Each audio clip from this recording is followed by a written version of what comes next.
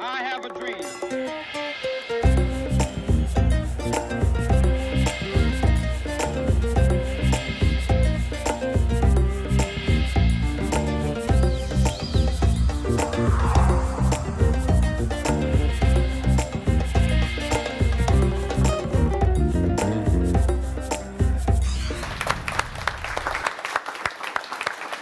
C'est un plaisir de vous retrouver, c'est un plaisir. Amis de la culture, bonsoir.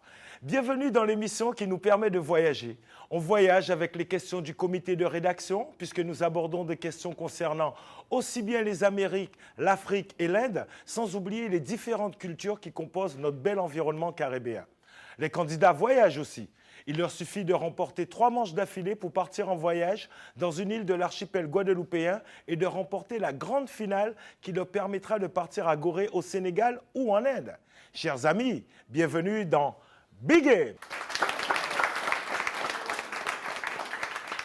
Alors aujourd'hui, nous sommes en compagnie de deux nouveaux candidats. Deux nouveaux candidats parce que souvenez-vous, Karine, la semaine dernière, elle est partie en voyage. Elle a remporté 3 manches d'affilée. Je crois qu'elle est partie du côté de Marie-Galante. Alors d'autres qui ont envie de partir aussi. On va commencer, on va faire honneur, tu permets, honneur aux dames, bien sûr. Alors Jessie Fleur, très beau prénom, enchantée. Merci d'être venue dans Big Game. Ça va? Oui, ça va. En pleine forme? Pleine forme. Alors, Jessie Fleur, vous faites partie de l'école régionale de la deuxième chance et vous intéressez particulièrement à la création d'entreprises. C'est bien cela? Tout à fait. Alors, dites-nous en plus. Ça fait depuis en septembre, j'ai commencé. On a suivi des stages en entreprise. On fait des ateliers aussi. Et ça vous permet d'acquérir une certaine expérience? Oui, tout à fait. Et vous espérez, bien sûr, créer votre entreprise plus tard? Oui. Ah, c'est tout le bien qu'on vous souhaite. On peut l'applaudir, on va l'encourager. Elle est un peu stressée, c'est normal. Ne vous inquiétez pas, on est là pour vous mettre à l'aise. Et il y a quelqu'un qui va vous mettre à l'aise aussi, même s'il n'est pas venu pour vous laisser gagner. Il s'appelle Grégory. Ça va, Grégory? Oui, ça va. Merci. En pleine forme? Oui, toujours. Alors, Grégory, vous êtes à l'aise ici? Moi, ça va. Vous êtes à l'aise, c'est normal, puisqu'on est dans votre décor. Merci. Ouais, puisque vous faites partie de l'association Kako Art, qui justement a fabriqué ce beau décor pour nous dans Big Game. On peut applaudir Kako Art et aussi la présence de Grégory. Et vous êtes venus avec vos amis de Kako Art, le public ici présent. Vous êtes tous de Kako Art, en compagnie de notre invité d'honneur, aussi M. Gérard Hiller, responsable de Kako Art. Merci d'être venu, Gérard. Merci. Merci. Et quelqu'un qui est à l'aise aussi, qui est chez lui, ici. Je ne sais pas si vous le verrez un jour, mais une chose est sûre, c'est que vous l'entendez tous les samedis et que ça vous fait bien plaisir, ainsi que nous. Comment allez-vous, Maître Kunta? En pleine forme? Eh bien oui, en pleine forme, mon cher Jimmy. Je suis bien installé. Je salue nos téléspectateurs et nos candidats. Merci d'être là.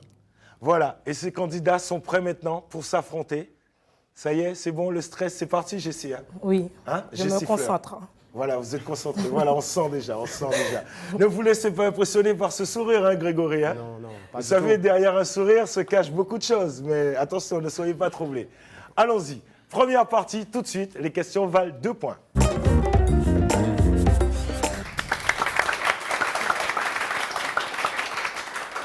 Chers téléspectateurs, vous qui êtes devant votre petit écran, vous êtes prêts à jouer en famille aussi? Salutations à tous.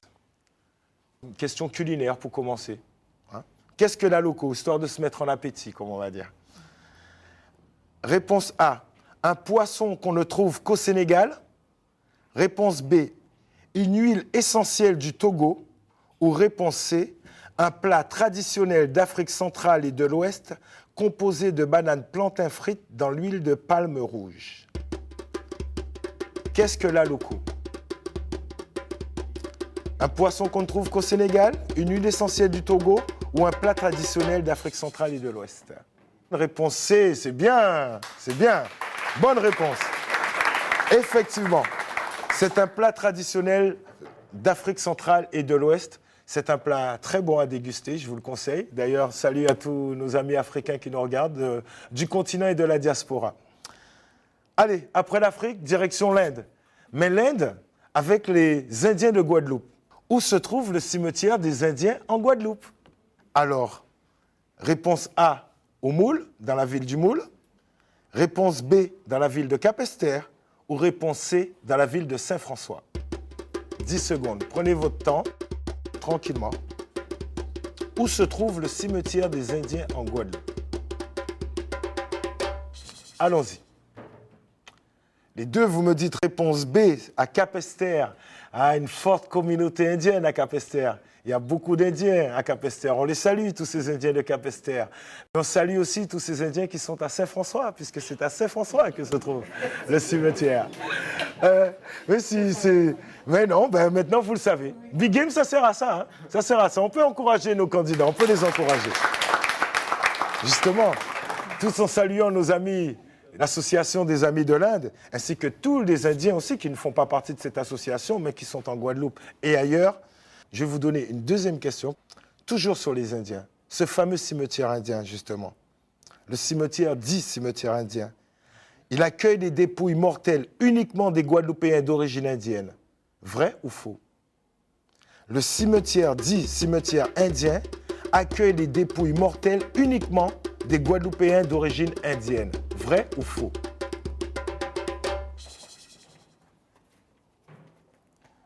Ah, bien, effectivement, c'est faux. Il accueille tous les Guadeloupéens, ce cimetière indien. Bravo, bravo. Dites-moi, puisque le score est de 4 partout, je vais essayer de vous départager sur cette question, n'est-ce pas? Vous allez pouvoir me dire quelle est la plus grande île des Petites Antilles? Est-ce Sainte-Lucie? Réponse A. La Guadeloupe? Réponse B. Ou Montserrat? Réponse C. Quelle est la plus grande des îles des Petites Antilles? Sainte-Lucie, Guadeloupe ou Montserrat? Alors vous me dites réponse A, Sainte-Lucie pour vous, Grégory, et vous, vous êtes chauvin, vous dites la Guadeloupe. Eh bien oui, vous êtes bien dit, les connaissances sont bien là. C'est bien la Guadeloupe, c'est bien la Guadeloupe. Bonne réponse pour Jessie Fleur, bonne réponse. Et Jessie Fleur prend la tête, tranquillement, avec 6 points, contre 4 points à Grégory, qui ne perd pas son sourire. C'est bien, c'est précieux, c'est important. Musique, et toujours en Guadeloupe. En quelle année le groupe Kassav a-t-il été créé? Ah bah oui, on écoute tous du Kassav, on aime tous le zouk de Kassav. J'aime pas dire rétro-zouk, le zouk de Kassav. 1979, réponse A. 1980, réponse B. 1981, réponse C. J'en profite de ces 10 secondes pour saluer vraiment tous les membres de Kassav, en ayant une pensée aussi pour le grand Patrick Saint-Éloi, mais vraiment remercier Kassav pour le travail culturel qu'ils ont fait dans notre musique et pour nous. Réponse B, vous me dites 1980. À un an près, c'était la bonne réponse. C'est en 1979 qu'est né le groupe Kassav. 1979. Dommage. Allez, dernière question dans la première partie. Connaissez-vous Sylvia Serbin? Est-elle une comédienne? Réponse A. Un top modèle? Réponse B. Ou une historienne? Réponse C. Qui est Sylvia Serbin? Comédienne, top modèle ou historienne?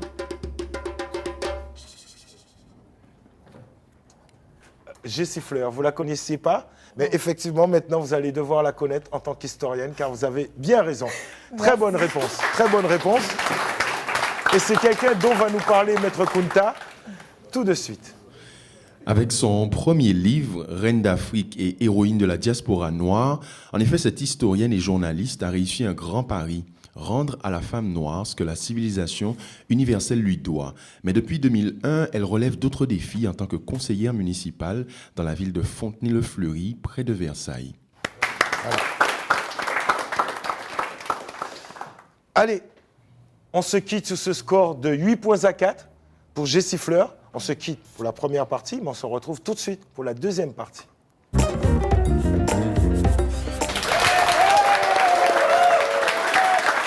Eh oui, l'ambiance monte sur le plateau puisque la pression monte aussi.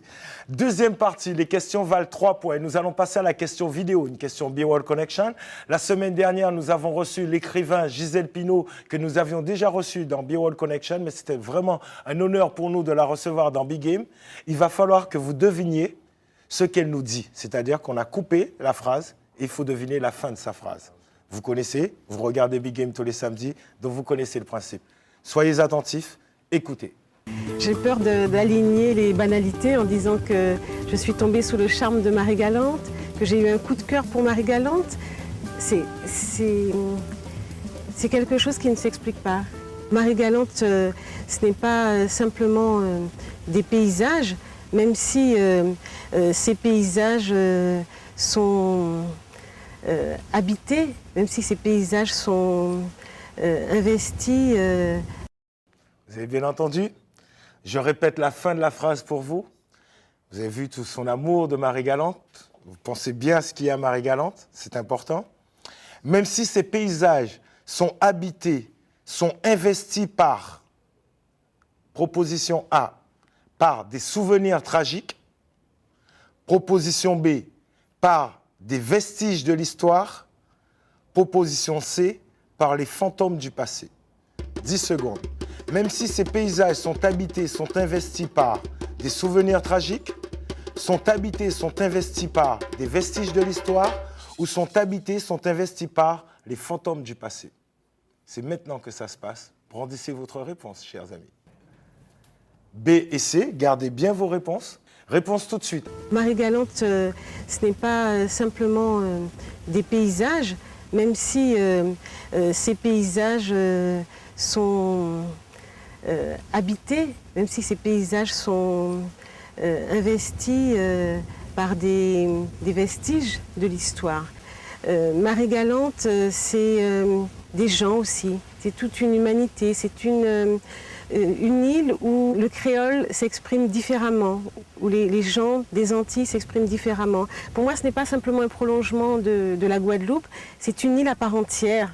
C'est une île à part entière, Marie-Galante. Bravo! Bravo!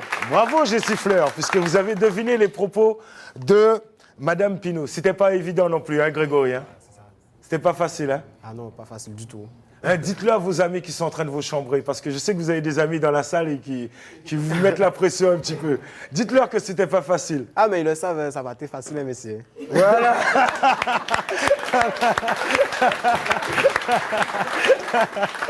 Mais si, c'est comme ça que ça se passe. La communication, elle est importante, c'est important. Allez, dites-moi, question de littérature et de personnages. En quelle année a été écrite l'œuvre phare d'Anténor Fermin? Cette œuvre s'appelle « De l'égalité des races humaines ». Réponse A, 1880. Réponse B, 1885. Réponse C, 1890. En quelle année a été écrite l'œuvre phare d'Anténor Fermin de l'égalité des races humaines? 1880, 1885 ou 1890? C'est maintenant, chers amis. 1885, c'est une bonne réponse, Grégory. Effectivement, bravo. Bravo. Encouragez Grégory. Encouragez-le, puisque c'est pas facile. Il y a Jessie Fleur qui s'en allait, qui est en train de se détacher. Je rappelle le score d'ailleurs, Grégory a 7 points et Jessie Fleur a 11 points, comme quoi rien n'est joué. Et on encourage maintenant les deux. On encourage les deux candidats. Voilà. Le 11 janvier 1904, un quart de la population Herero fut exterminée par des troupes allemandes. Vrai ou faux? Le 11 janvier 1904, un quart de population Herero fut exterminée par des troupes allemandes. Vrai ou faux?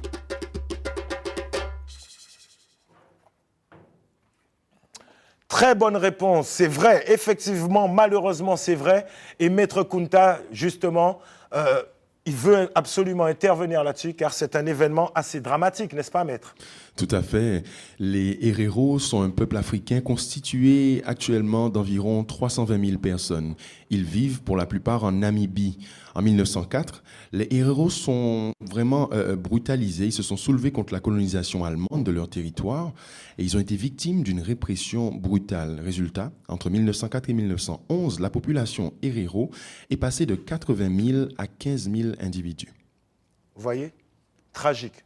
Merci, Maître Kunta, pour ces explications. Merci beaucoup. Qui est l'auteur du livre Noir dans les camps nazis?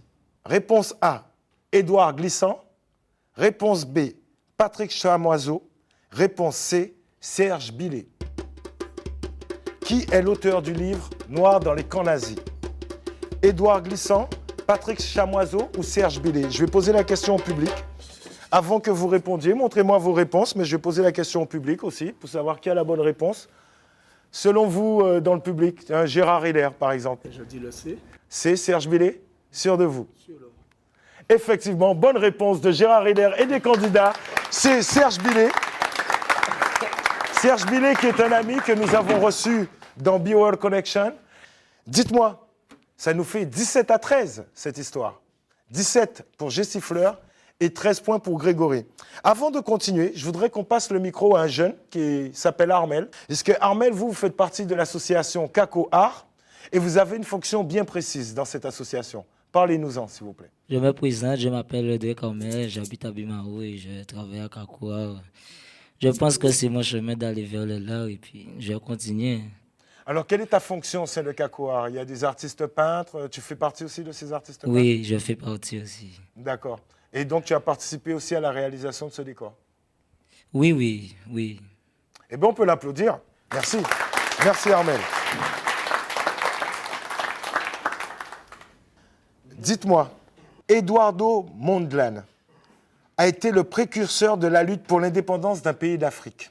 Est-ce du Ghana, réponse A, du Zimbabwe, réponse B, ou du Mozambique, réponse C? 10 secondes. Eduardo Mondlane a été le précurseur de la lutte pour l'indépendance du Ghana, du Zimbabwe ou du Mozambique, selon vous? Bien, effectivement, bonne réponse. Eduardo Mondlane a été le précurseur de la lutte pour l'indépendance du Mozambique.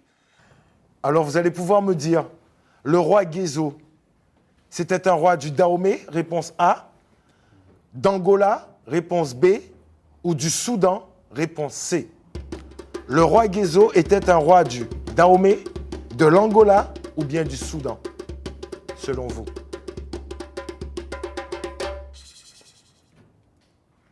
Réponse A, du Dahomey pour Jessie Fleur, de l'Angola pour Grégory. Ah, Grégory, c'est le Dahomey. C'est le Dahomey. Réponse A, c'est Jessie Fleur qui a la bonne réponse. Et le score est de 23 points pour Jessie Fleur et de 16 points pour Grégory. Question suivante.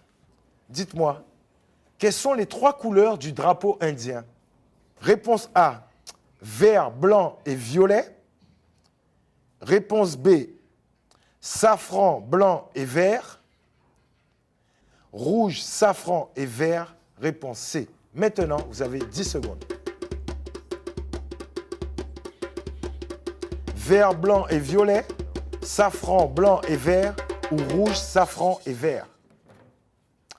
Réponse C, vous me proposez rouge, safran et vert. Et pourtant, Maître Kunta, il est safran, blanc et vert, ce drapeau indien. Tout à fait. Ce drapeau est d'ailleurs appelé Tiranga, qui signifie tricolore. Il a été adopté en 1947 et chaque couleur a une symbolique. La couleur safran exprime la renonciation, le désintéressement. Le blanc, au centre, c'est la lumière. Le vert montre la relation avec le sol, l'environnement. Et le chakra, au centre, c'est la roue de la loi de Dharma, la loi de la vérité. Merci pour ces explications. Et oui, c'est ce qui est bien dans les drapeaux, c'est que chaque drapeau a une histoire. Jessie Fleur, 23 points, Grégory, 16 points. Et nous sommes à la fin de la deuxième partie. Nous commençons tout de suite la troisième partie où les questions valent 5 points.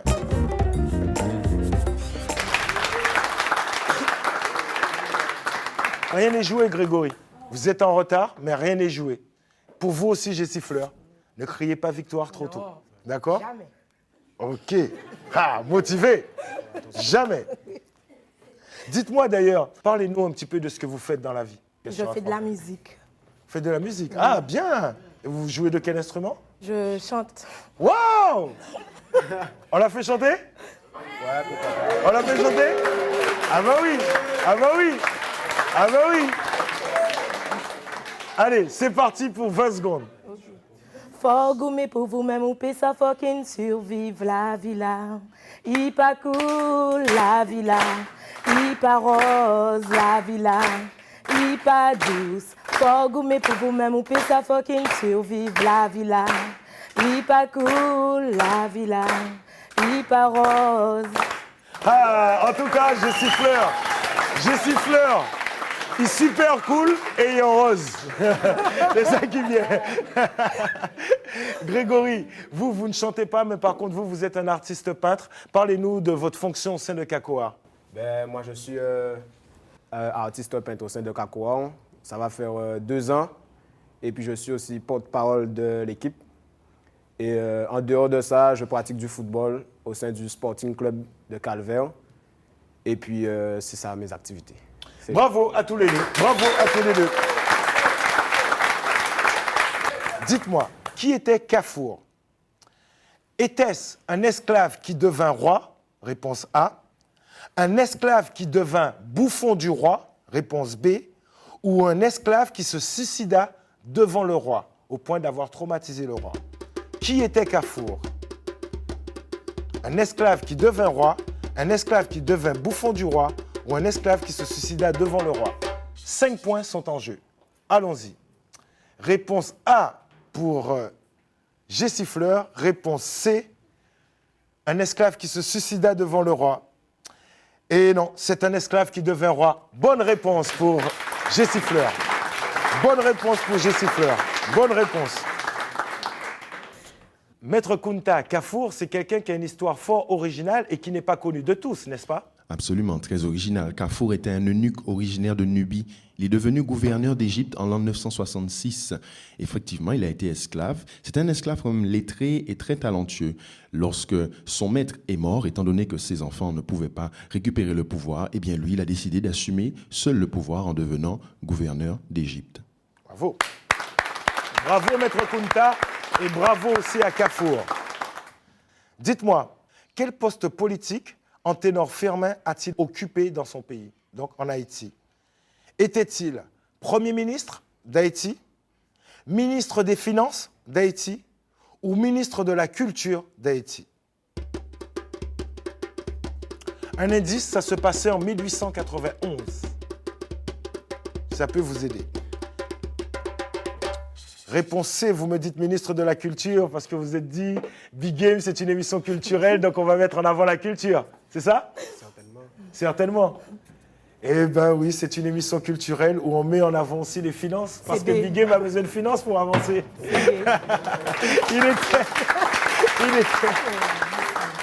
Il était ministre des Finances, Anténor Firmin.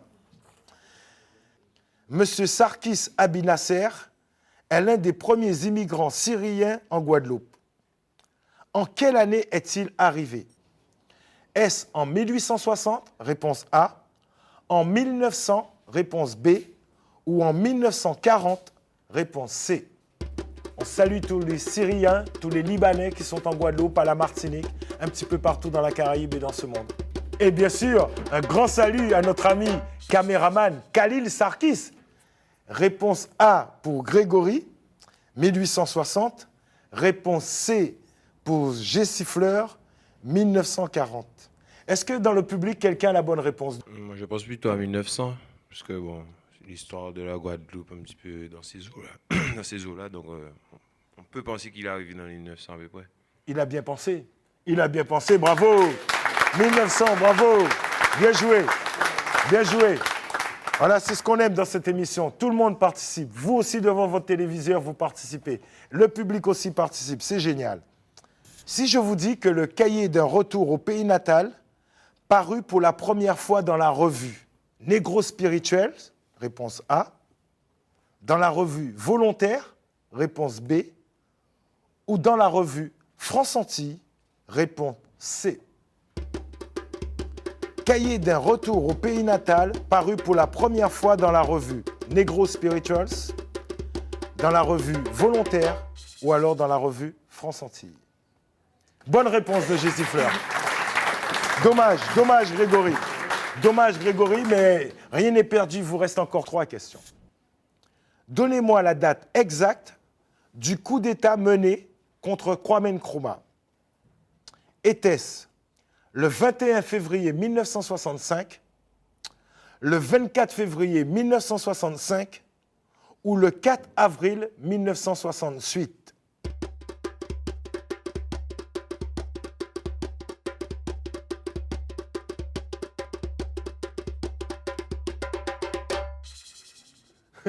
Alors Grégory, là, je voudrais que vous m'expliquiez le petit passement de jambes que vous avez fait, mais ça c'est au football. Ouais, mais là, vous m'avez fait un passement de main là. Expliquez-moi ça, parce qu'en même temps, il y avait de la réflexion derrière. Oui, quand même. Bon, c'est-à-dire que je me suis dit, bon, on essaie. On essaie un petit dribble. J'ai essayé un petit dribble et puis bon. Eh bien, vous êtes un bon footballeur, parce que c'est la bonne réponse. C'est la bonne réponse. C'est la réponse B. C'est la réponse B. C'était le 24 février 1965, n'est-ce pas, Maître Kunta? Tout à fait, vous avez raison. Cet homme d'État africain est le père du panafricanisme et de la nation ghanéenne. La chute économique du Ghana entre 1960 et 1965 va entraîner sa chute politique. Il a échappé à 2 tentatives d'assassinat. Il va devenir complètement obsédé par sa sécurité. Et finalement, le coup d'État aura bien lieu et il sera renversé. Merci, Maître Kunta. Et on salue le père du panafricanisme, M. Kwame Nkrumah. Dites-moi, en quelle année eut lieu la célèbre conférence de Berlin?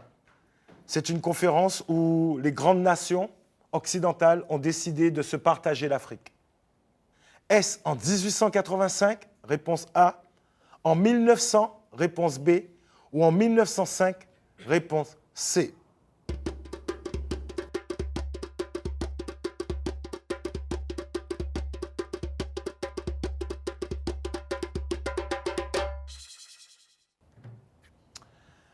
Malheureusement, aucun de vous n'a la bonne réponse. C'est en 1885 eut lieu la célèbre conférence de Berlin. Maître Kunta, parlez-nous de cette conférence, s'il vous plaît. La conférence de Berlin s'est tenue de novembre 1884 à février 1885. Elle a été organisée par le chancelier allemand de l'époque afin d'établir les règles qui devraient diriger la colonisation de l'Afrique. Et d'ailleurs, l'historien jamaïcain Walter Rodney nous en parle dans ses ouvrages. Merci, Maître Kunta. Alors, mes chers amis, avant d'entamer la dernière question, nous allons discuter, donner le micro à M. Gérard Hiller. Expliquez-nous quel est le but de l'association Kakoar, puisque Kakoar est très connu en Guadeloupe, mais comme l'émission est aussi regardée d'ailleurs sur Facebook, sur Internet, donc il y a aussi d'autres personnes qui voudront en savoir plus. Bon, très simplement, c'est promouvoir l'art sous toutes ses formes, mais surtout de valoriser cette jeunesse aussi, de leur donner une chance aujourd'hui de dire qu'il existe un emploi nouveau chez eux, qui est le fresquisme, et ces jeunes aussi, de pouvoir les faire, qu'ils soient des acteurs chez eux dans le monde de l'art. Parce qu'aujourd'hui, on parle de l'art, mais on dit un pays sans coquille et un pays vide. Et aujourd'hui, on permet à ces jeunes-là, vous voyez ce qu'ils font là, on leur permet de se valoriser et aussi de se sentir hommes dans leur pays. Ils sont là avec moi, ils sont fiers d'être ce qu'ils sont. Et moi, de mon côté, je suis fier aussi de pouvoir emmener ces jeunes-là dans cette direction. Et nous sommes fiers de les avoir parmi nous dans Big Game. Merci beaucoup. Merci beaucoup. Alors, dernière question, chers candidats. Lequel de ces illustres hommes est le fondateur du Pan-African Congress en Afrique du Sud? Est-ce Nelson Mandela? Réponse A. Steve Biko? Réponse B. Ou Robert Sobukwe? Réponse C. Lequel de ces illustres hommes est le fondateur du Pan-African Congress en Afrique du Sud? Nelson Mandela, Steve Biko ou Robert Sobukwe? La bonne réponse, c'est Robert Sobukwe. Chers amis, vraiment, merci de votre participation. C'est ainsi que se termine le jeu sur la victoire de Jessie Fleur. 33 points, Grégory, 21 points. Mais Grégory, vous avez passé un bon moment avec nous quand même. Oui, ça a été. Tranquille. Ça ne vous empêchera pas de regarder l'émission de nouveau et de revenir peut-être dans le public? Il n'y a pas de souci. Ok, vous voulez envoyer le bonjour à qui vous voulez, profitez-en. Je passe un bonjour à ma maman, qui certainement regarde l'émission, à mon pater et aussi à ma copine et ma petite fille. Yes, respect. Jessie Fleur, on se retrouve la semaine prochaine, oui. Mais faites de même quand même si vous voulez envoyer le bonjour à qui vous voulez. Oui, j'envoie le bonjour à tous ceux qui m'aiment. Voilà. Ah, ils doivent être nombreux. Hein. Et je peux vous dire, avec la chanson de tout à l'heure, ils doivent être encore 30 fois plus nombreux maintenant.